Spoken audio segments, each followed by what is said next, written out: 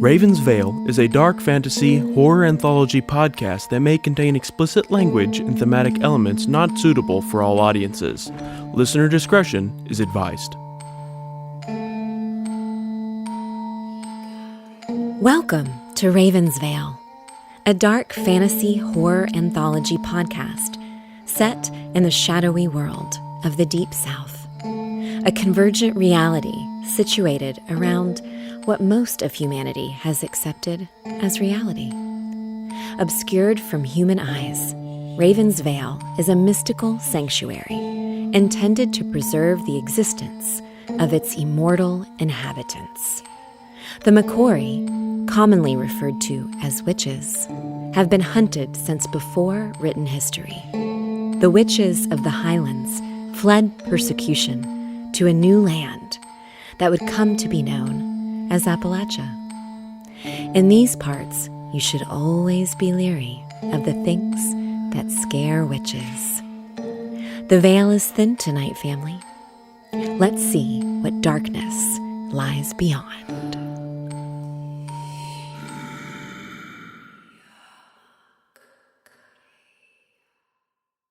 Well, hey there, family.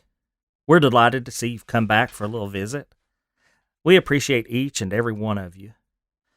We're so excited about what we have coming up for you as we head into the high holy days of Halloween. Expect some announcements real soon. Now that our folks have gotten past the COVID curse, we plan on changing things up a bit, especially over at the Cauldron. Now, if you recall, Miss Sibyl has a damn demon trying to kill her, and it seemed like she was going to be in a whole heap of trouble. But Aunt Ruby Bea showed up just in the nick of time. They seem to have barely gotten away with their lives in the last episode. Mercy, I sure am glad Aunt Ruby Bea was strong enough to get them safely to Ravens Vail. I wouldn't want to run up on that demon for nothing. That old demon would scare the dang wits out of me.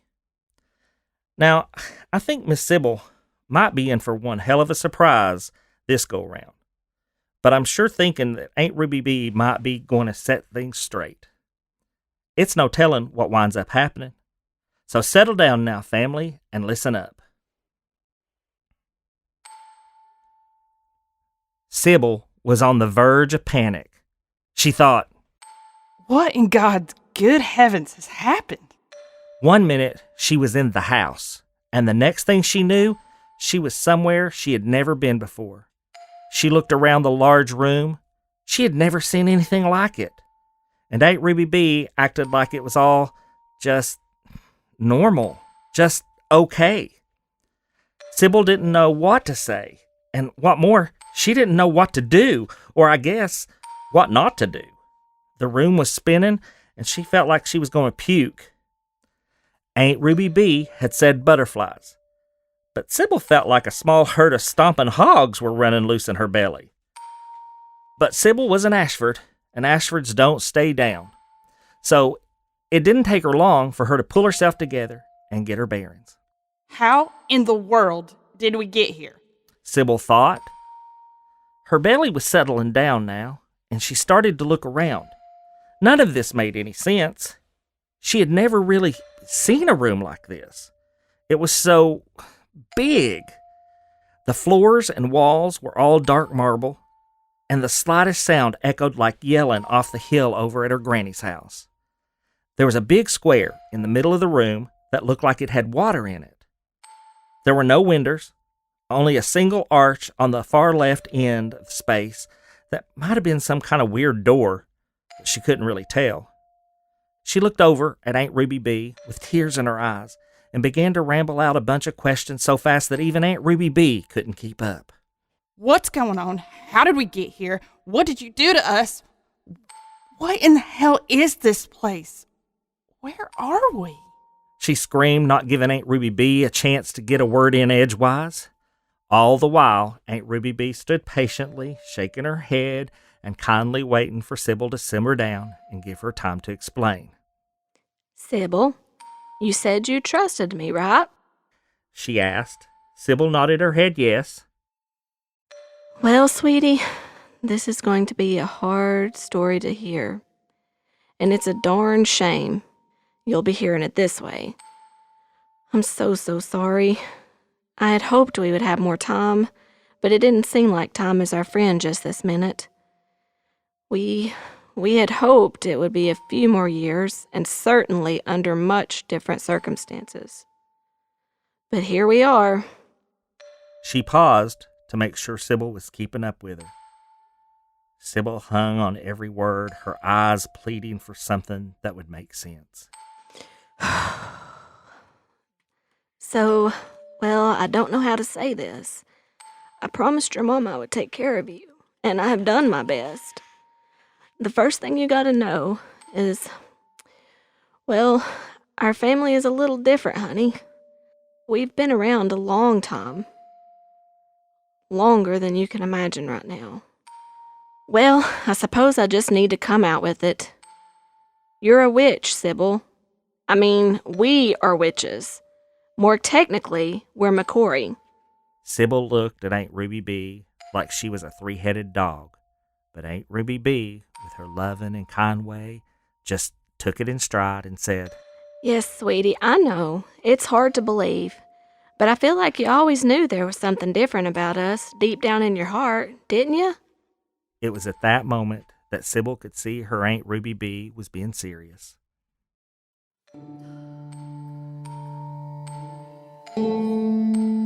Well, hey there, family. The crew over here at Ravens Vail wanted to take a minute and thank you for all your wonderful support. We also wanted to tell you about an exciting event that we're producing.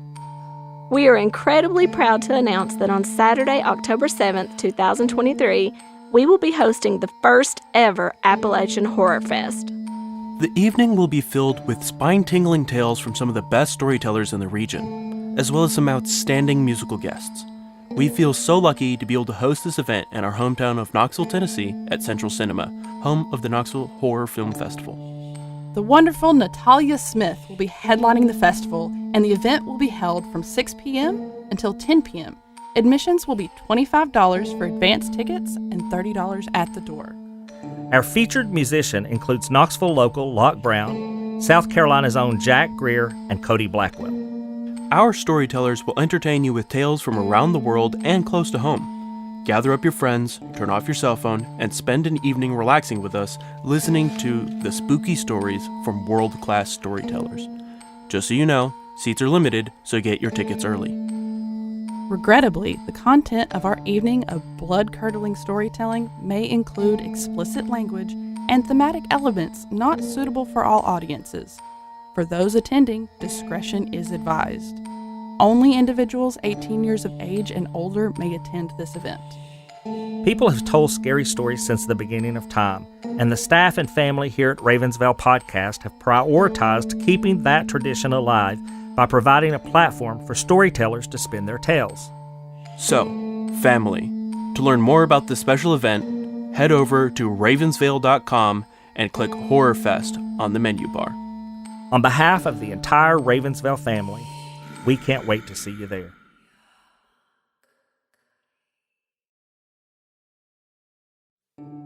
Sibyl couldn't speak yet. She just kind of shook her head weakly, yes. Well, I guess we can start with the hard part first. That creature is a demon that wants to kill you, baby. Now don't get me wrong, it wants to kill us all, but especially you, Sibyl. It's coming for you. I know this don't make much sense, so let's start at the beginning. A long time ago, a bad man named Godfrey Allistone bound that demon to his will. You see, Godfrey was a witch hunter. We ain't sure how he managed it, but evidently the demon is one of the lords of the seventh circle of the void, or something like that. Aunt Ruby Bea paused, shaking her head back and forth. She put her hands softly on Sibyl's shoulders, wanting to take away all of the confusion, but she knew she couldn't. I want to show you something, sweetie, and maybe it will help make things easier to swallow. Sibyl watched Aunt Ruby Bea intently as Aunt Ruby Bea said, Vinyo. And that strange piece of wood that she had been holding back at the house suddenly appeared in her hand. Sibyl had seen magicians at the Greene County Fair do stuff like that, But she knew all that was tricks and carnival hocus-pocus. But what Aunt Ruby Bea had just done didn't look like a trick. Sibyl couldn't imagine why she would even try to trick her. She figured Aunt Ruby Bea was serious, but it was so hard to take in. Aunt Ruby Bea closed her eyes and whispered, Mahecto-Ravi. and a little table with 2 chairs and what looked like 2 pieces of apple stack cake and 2 glasses of milk appeared right in front of her. That was almost too much for Sibyl, she thought nervously. I might be going crazy. Maybe I'm already there. She had always looked up to Aunt Ruby Bea, and Sibyl knew Aunt Ruby Bea would never do anything to hurt her. So when Aunt Ruby Bea gently guided her to the table and sat her down, she allowed it. Aunt Ruby Bea, in her soft, comforting pastor's wife voice, asked, Are you all right, child? You look like death warmed over, and I don't blame you. How long has it been since you ate anything? Sibyl thought for a moment. I don't know. I don't know how long I was trapped in that house. How long has it been since I was supposed to come over to your place for the reunion? Aunt Ruby Bea looked a little bit more worried. She swallowed hard and, almost in tears, said, Child, that was over a week ago Saturday. I just don't understand why the wards didn't call me sooner. I'm going to need you to eat a little something for me, sugar. Aunt Ruby Bea sat down at the table and waited for Sibyl to eat some cake and drink some of the cold milk. When she could see Sibyl was doing a little better, she began. So, many years ago, when you were about 15, such a beautiful young girl, your powers started to manifest. Your mama and daddy had moved to Hemlock Holler to get you far away from everything pertaining to McCory for a little bit. Now, I'm going to do my very best to explain, and I need you to open your heart and know that your mama and daddy, they loved you so very much. You gotta promise me you're gonna be calm when I tell you. They did what they thought was best for you, child. Well, we did. So, Sibyl, you're special, like your mama was, by the time she was 900 years old. Sibyl snapped to attention like a gun had gone off right beside her, but Aunt Ruby Bea continued. I know. Child, there's so much to take in. She looked at Sibyl with a sad compassion in her eyes and continued. Well, as I was saying, by the time she was 900 years old, she had mastered all 3 of the magical ascensions and had started to attune the 4th. So, when your powers started showing up like any young witch, you were a little clumsy, but she was able to teach you some very powerful and advanced spells. It was clear you were quite the gifted one. Your mama tested you, and you could easily reach out to all the ascensions, even the DeVan ascension. Before you turned 17, your power was so strong that it was like a beacon for that demon. Well, we all knew you were fated for greatness. Probably the most powerful witch ever born. We talked to the elders to try to figure out what to do. Your daddy, out of desperation, called Nadira to come out of the void, and we made a plan. The only way we could figure to protect you and keep you safe was to put a temporary stilling on your powers, and your mama created a divine spell that would temporarily erase your memory of magic. It was a new magic. No one but her could even understand it. As powerful as your daddy was, it was beyond him. But you have his blood too, and he was the leader of the Coven of Covens. He was the only son of the first leader of the McCory, Giles Ashford. He was so powerful. But one night in late December, just before Christmas, the demon found us. We were just set for dinner when the protective ward alerted us. Your daddy hurried off to here, and me, your mama, and Theodore Eugene battled with that demon something awful. When it was over, we had won the battle, but we knew the war was far from over. As soon as we could, we glinted to Ravens Vail to make sure you and your daddy were safe and sound. Your mama got injured during that fight. Well, injured might be a touch misleading. Let's just say it took an enormous toll on your mama. I know you want to hear the truth, but remember, she was my sister, and I loved her so very much. I'll do my best to help you understand. I remember Mary laying in a darkened room that she recognized weren't her bedroom, in the bed she had shared with your daddy for just shy of 1,110 years.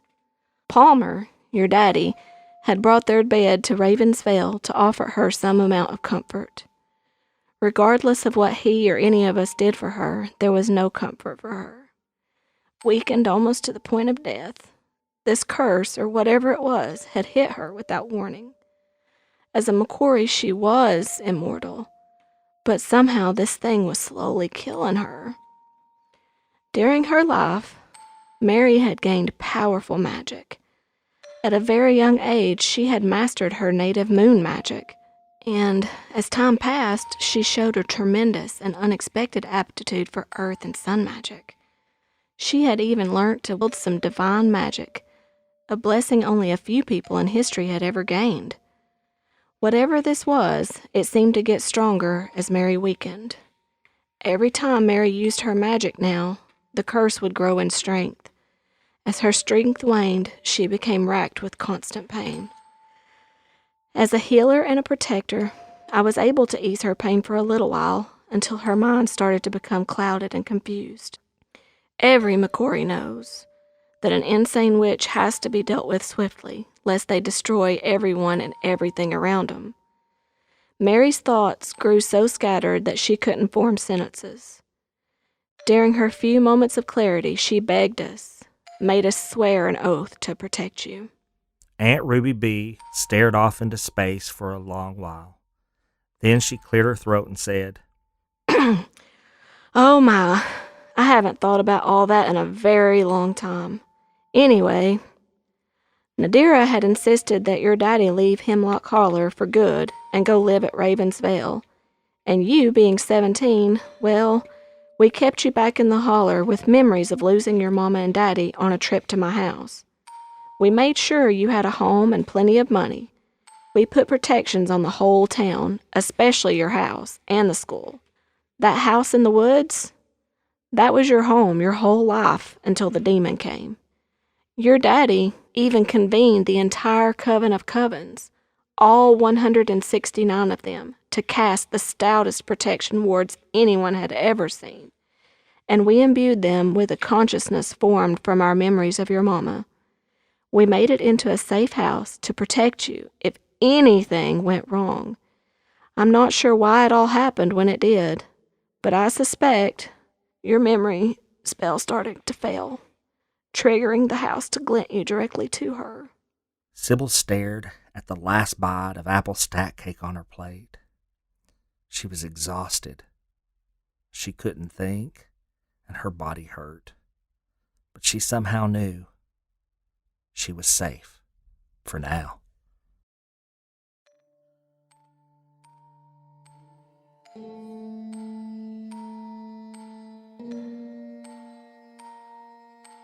Well, family, that's a whole lot to unpack in one episode.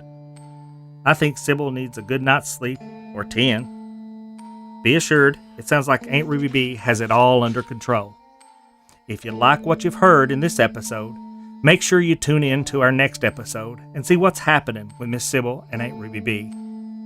Now, family, you adults have a few chores to do. If you haven't already, go on over to ravensvail.com and see about doing your chores on social media. Follow us on the social media platforms we've made available just for you guys, and tell your friends about us, won't you?